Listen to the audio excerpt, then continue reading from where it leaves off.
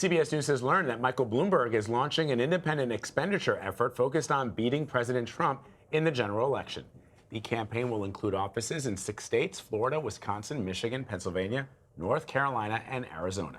In addition to focusing on beating the president, the campaign will also support Democrats in down-ballot races. So Axios media reporter Sara Fischer is joining us now from Washington to talk more about what this will mean for the race. So this is really interesting because when he dropped out, he said he was throwing his support, or at least endorsing, Joe Biden. And I had wondered what that would mean for the race. If he was going to throw all his money behind Biden, wouldn't that kind of like have an influence? But it looks like he's really focusing on beating Donald Trump.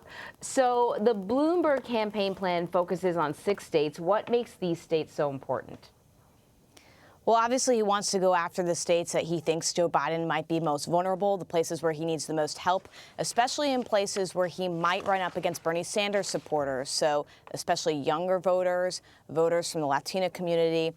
That's where Bloomberg is going to want to invest. And you make a good point that he can't necessarily just kind of throw all of his money at the Biden campaign. He does have to set up an independent expenditure through a super PAC if he wants to toss this money into the race. It's not like he can just cut a check to Joe Biden. So what happens, though, Sarah, if Senator Bernie Sanders wins the nomination?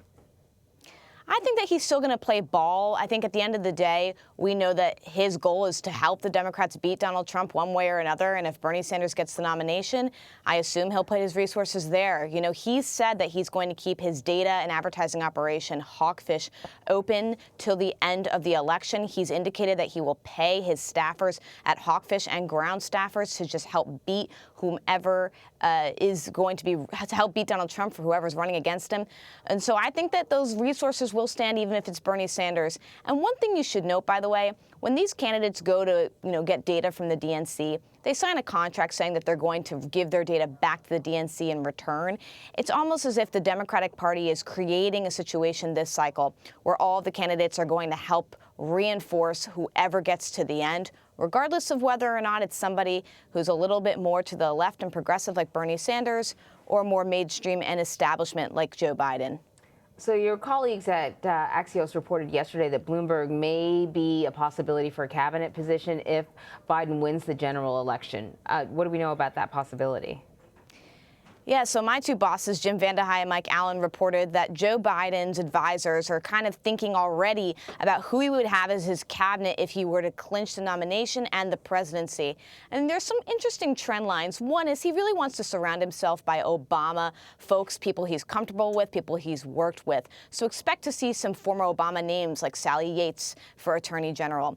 The other thing I've noticed is that he really is interested, according to this report, in having some business folks up there. As you mentioned, Michael Bloomberg potentially for heading the World Bank. You had names like Jimmy Dimon, who's the head of JP Chase, Anthony Nucane, an executive at Bank of America. All of these people being considered for cabinet positions around things like Treasury. The other thing this report noted, which is super important, Emery and Vlad, is that advisors close to Joe Biden say that they really want him to introduce more diversity into the cabinet. Now, that could be having a woman or minority running mate on the VP ticket. It could also just mean bringing in more diversity on the cabinet writ large for different agency positions. All right, Sarah, I want to switch gears now to talk to you about an article you co-wrote for Axios analyzing which stories about the coronavirus are being shared on social media. What'd you find?